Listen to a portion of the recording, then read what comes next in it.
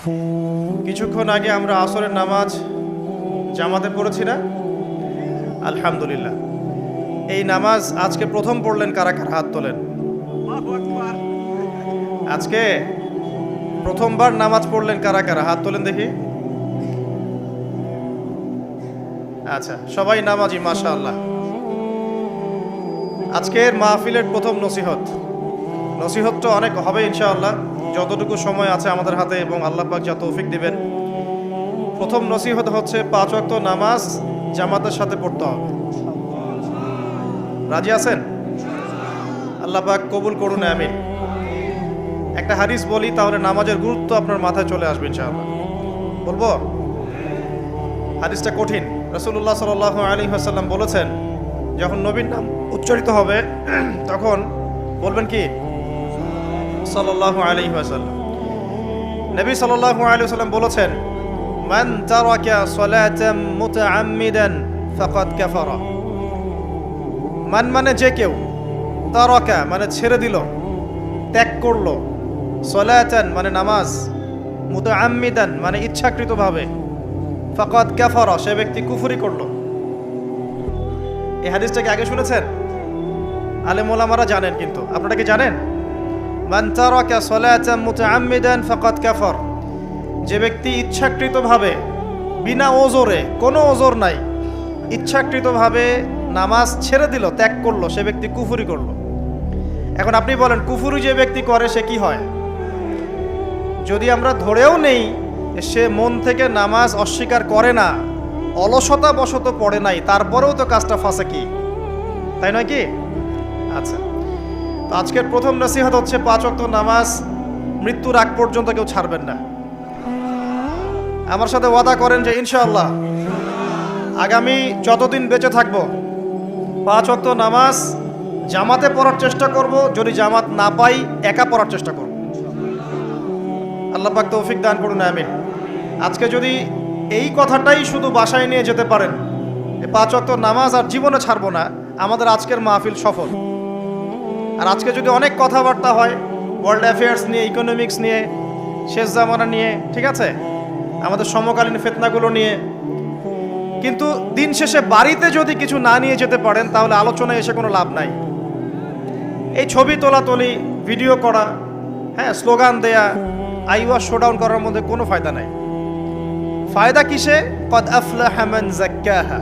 আল্লাহ পাক সূরা শামসের মধ্যে বলছেন, কদ আফলাহা, সে ব্যক্তি সফল হয়ে গেল। সে ব্যক্তি সফল হয়ে গেল মানে সে জান্নাতে চলে যাবে ইনশাআল্লাহ। কে? মান যাক্কাহা, যে ব্যক্তি তার নফসটাকে, তার এই যে কলব, এটাকে পরিশুদ্ধ করতে পেরেছে, সে ব্যক্তি সফল হয়ে গেল।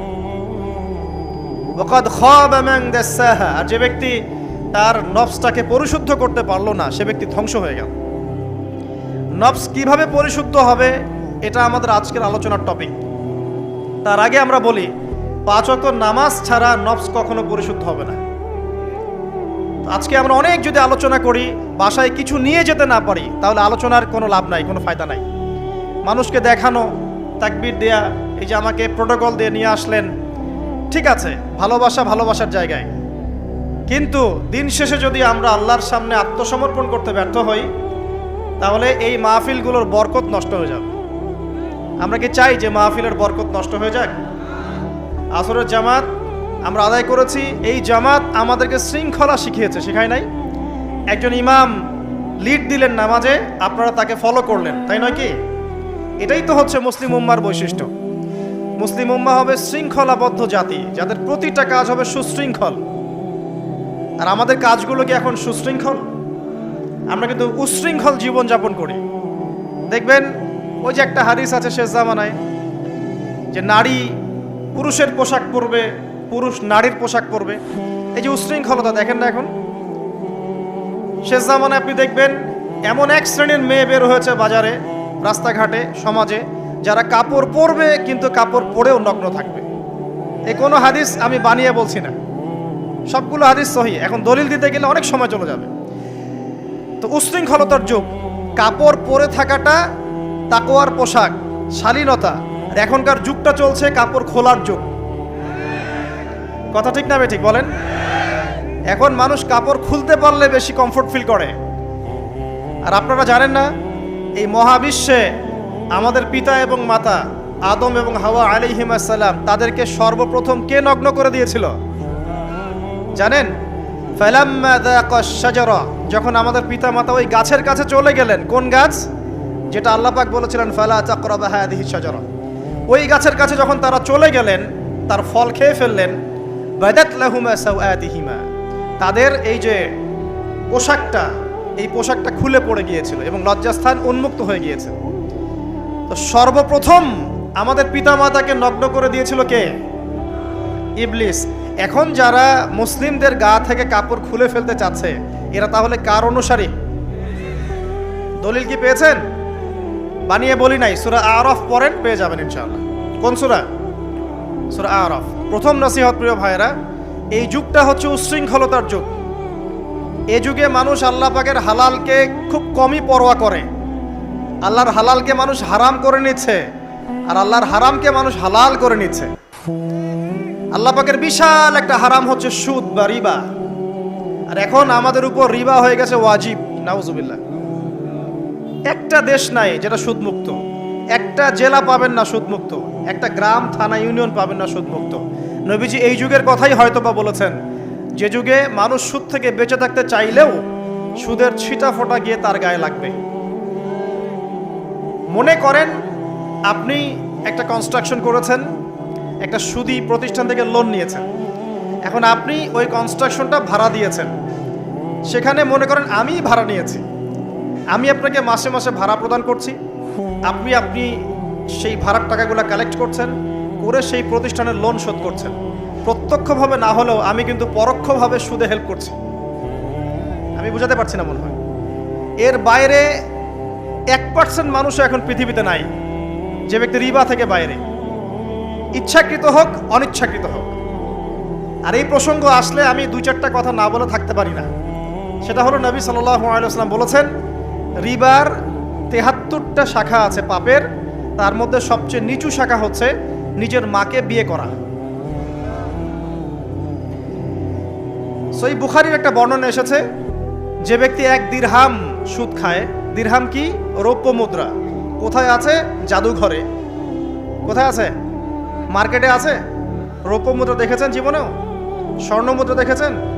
কোরআনে আছে, হাদিসে আছে, মার্কেটে নাই। কেন মার্কেটে নাই? কারণ পশ্চিমারা স্বর্ণ এবং রৌপ্য মুদ্রাকে হারাম করে দিয়েছে। পশ্চিমারা স্বর্ণ এবং রৌপ্য মুদ্রার ডিলিংসটাকে মার্কেট থেকে উঠিয়ে দিয়েছে। এই জন্য আপনি মার্কেটে গোল্ড কয়েন এবং সিলভার দিরহাম পাবেন না। কিন্তু আল্লাহর রাসূল সাল্লাল্লাহু আলাইহি ওয়াসাল্লামের যুগে এটা ছিল। এখন অনেক মানুষ দেখবেন বেদাত নিয়ে কথা বলে একদম ফেনা বের করে ফেলছে। অর্থনৈতিক সেকশনের বেদাত চোখে পড়ে নাই। এখন বলতে পারে এটা তো দুনিয়াবি বিষয়। বাস্তবিক অর্থে এটা দুনিয়াবি বিষয় নয়। কারণ এই পেপার মানির মধ্য দিয়ে, ইলেকট্রনিক মানির মধ্য দিয়ে আপনার সম্পদকে সিজ করে চুষে খাওয়া হচ্ছে, আপনি বুঝতে পারছেন না। এখন প্রতারণা করা কি জায়েজ না জায়েজ? শোয়েব আলাইহিস ইসলামের নাম শুনেছেন? একটা কম ছিল মাদিয়ানে, শোয়েব আলাইহিস ইসলামের কম। এই কম সম্পর্কে আল্লাহ পাক যখনই কথা বলেছেন তখনই তাদের একটা দোষ উল্লেখ করেছেন। সেটা কি? সেটা হচ্ছে যে তোমরা অন্যায়ভাবে মানুষের সম্পদ আত্মসাৎ করো না। তোমরা অন্যায়ভাবে মানুষের সম্পদ আত্মসাৎ করো না। এই কাজটা করতো শোয়েব আলাইহিস ইসলামের কম, এবং তারা মাপে কম দিত, জনগণের অর্থ সম্পদ লুটে পুটে খেত। আল্লাহ রাব্বুল আলামিন তাদেরকে ভূমিকম্প দিয়ে ধ্বংস করে দিয়েছে। এখন এই পুরো মনিটরি সিস্টেম যেটা চলছে, এর মধ্য দিয়ে গরিব যে দেশগুলো আছে, স্বল্প উন্নত দেশ বা মধ্যম পর্যায়ের দেশ বা আরও নিম্ন পর্যায়ের অর্থনৈতিক সেকশনে, তাদের রক্তগুলো চুষে চুষে খেয়ে একটা সভ্যতা আজকে বিশাল বিশাল অট্টালিকা নির্মাণ করেছে। এই যে অন্যের রক্ত চুষে নিজে বড়লোক হওয়া, এটা কি হালাল না হারাম? এ কারণেই এই মনিটরি সিস্টেমের মধ্যে হারাম আছে।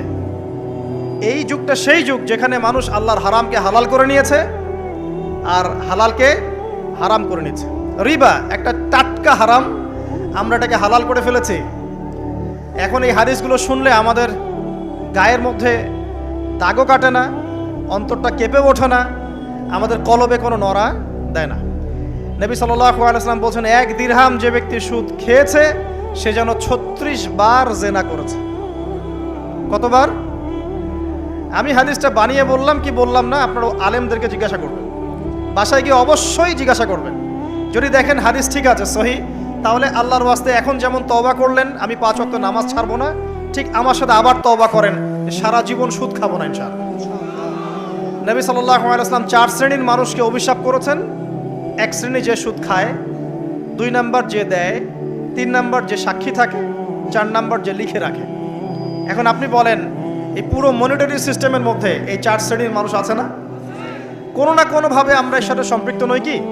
সম্পৃক্ত। অতএব আল্লাহর এই বাণীকে যদি ভয় করেন, কোন বাণী? আল্লাহ পাক বলছেন ইয়া আইয়ুহাল্লাযীনা আমানু, হে মুমিনগণ, ইত্তাকুল্লাহ, তোমরা আল্লাহকে ভয় করো, ওয়া যারু মা বাকিয়া মিনার রিবা ইন কুনতুম মুমিনিন, তোমরা সুদের অবশিষ্ট অংশগুলো ছেড়ে দাও যদি প্রকৃতপক্ষে তোমরা মুমিন হয়ে থাকো। ওয়া ইল্লাম তাফআলু, তোমরা যদি সুদ না ছাড়ো, আল্লাহর হুঁশিয়ারি শোনেন, যদি তোমরা সুদ না ছাড়ো, ফাযানু বিহারবিন মিনাল্লাহি ওয়া রাসূলিহি, তাহলে আল্লাহ এবং তার রাসূলের সাথে যুদ্ধের ঘোষণা শুনে রাখো। আল্লাহ এবং তার রাসূলের বিপক্ষে যুদ্ধ করে কেউ জান্নাতে যাবে? কেউ কবরের আযাব থেকে বাঁচতে পারবে? কেউ হাউজে কাউসারের পানি পাবে? আল্লাহ এবং তার রাসূলের সাথে যুদ্ধ করে কেউ টিকতে পারবে? আপনার কি তাই মনে হয়? যদি মনে হয় তাহলে দিব্যি সুদ খান, কোনো সমস্যা নাই। আর যদি মনে হয় যে আল্লাহ এবং তার রাসূলের সাথে যুদ্ধ করে আমি পার পাবো না, আল্লাহ এবং তার রাসূলের বিরুদ্ধাচারণ করে আমার কবর টিকবে না, কারণ আমি একটা কথা বারবার বলি আপনাদেরকে যে আল্লাহ ছাড়া আমাদের আপন বলতে কেউ আছে? একাই এসেছেন পৃথিবীতে, একাই যেতে হবে। আপনার খ্যাতি, আপনার অর্থনৈতিক খ্যাতি, অর্থের প্রতিপত্তি, আপনার ক্ষমতার দাপট, আপনার ধর্মীয় দাপট, কোনো কিছুই, ফ্যান ফলোয়ার্স, কেউ আপনার সাথে কবরে যাবে না। মনে করেন আমি আসছি, আপনারা সবাই স্লোগান দিচ্ছেন, কথার কথা, আপনারা আমাকে ভালোবাসেন, বা একজন পলিটিশিয়ান আসছে, আপনারা সবাই স্লোগান দিচ্ছেন, ভালোবাসেন তাকে। দিন শেষে ওই পলিটিশিয়ান একাই কবরে যাবে, দিন শেষে আপনিও একাই কবরে যাবেন, আমিও একাই কবরে যাব।